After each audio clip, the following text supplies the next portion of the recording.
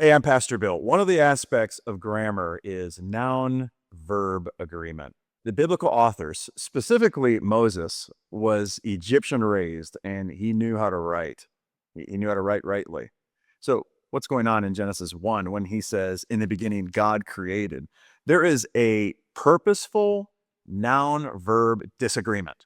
He did it on purpose. It's like when we use the word ain't for fun.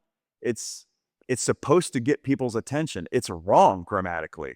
What is he doing?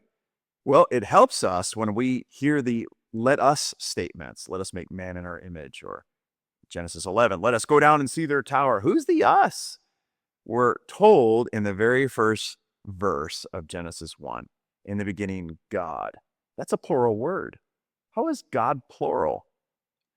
We don't need the Council of Nicaea to tell us. Honestly, we know that God is plural because in the first verse, Elohim is plural. God created. Created is singular. You have a plural noun with a third person singular verb. What is going on? Well, what's going on is you have a mysterious plural being who has one action.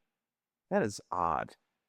But what that does do is it informs us as to what kind of people we are. 25 verses later, he wants to make man in his image.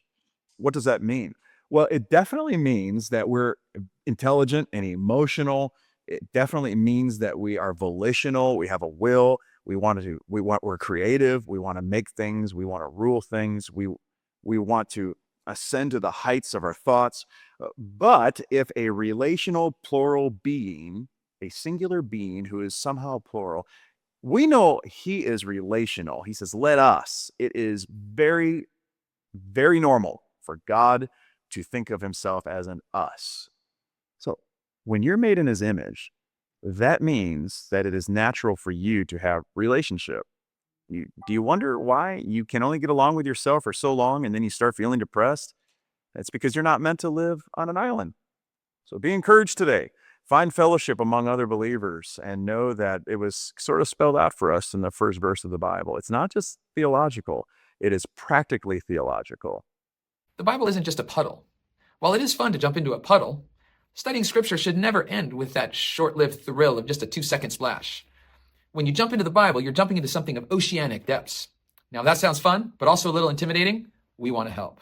Learn to scuba dive the deep thoughts of God through online courses and learning resources at Biblearc Equip.